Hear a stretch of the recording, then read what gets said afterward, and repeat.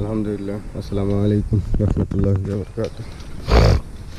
আমার বাবা আসলে বাবা না থাকলে পৃথিবী যেটা হয় আর কি, আর যার বাবার আছে তো সে তো জানি যে এইটা কেমন।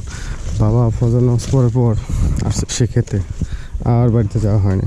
7টার উপরে বাজে, এখন এসে দিই যে কাজে করতেছে। সারাদিন পরিশ্রম করে এবং কি এখন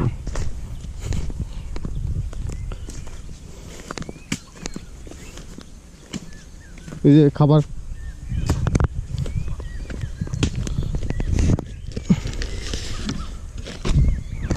দেখে নাও, রুটি আনছি।